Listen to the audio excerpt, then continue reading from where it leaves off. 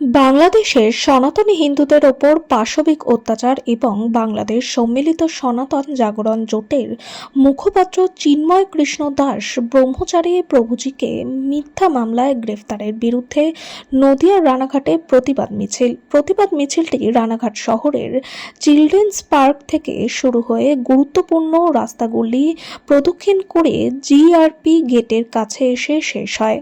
নদিয়া থেকে বাবুয়া ব্যানার্জির রিপোর্ট, প্রথম আলোর বার্তার পর্দায়। সঙ্গে থাকুন, ভরসা রাখুন। আমাদের ৫,০০০ লোকেরও অধিক জনসভা আমাদের সাথে পথ মিলিয়ে প্রতিবাদ করছে। আর বাংলাদেশে আপনারা জানেন আজকে কেন আমাদের এই পথসভা হচ্ছে এবং বিক্ষোভ মিছিল হচ্ছে। এটা হচ্ছে বাংলাদেশে কিছুদিন আগে সরকার পরিবর্তন হয়েছে, সেটা একটা অন্তর্বর্তী সরকার এই পরিবর্তন করে তারা হিন্দুদের ওপর অত্যাচার করে হিন্দু শূন্য বাংলাদেশ করার একটা পরিকল্পনা করেছে। ইসকনের যিনি প্রধান প্রেসিডেন্ট আছেন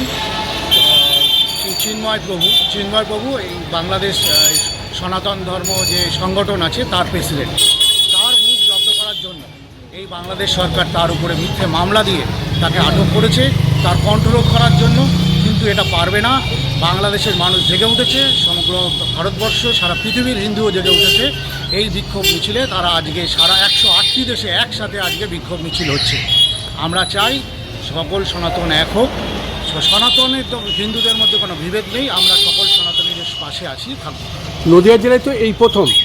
হ্যাঁ, না, গতকালও আমাদের কর্মসূচি হয়েছে, ধানতলাতে হয়েছে এবং আরও বিভিন্ন জায়গায় নদিয়া জেলায় হয়েছে। আজকে আমাদের নদিয়া সেন্টারে আমরা আমাদের বঙ্গীয় হিন্দু কল্যাণ সমিতির তরফ থেকে একটি বিরাট পথসভার আয়োজন করেছি। কী নাম আপনার? ডক্টর চিন্ময় রায়, বঙ্গীয় হিন্দু কল্যাণ সমিতির প্রেসিডেন্ট।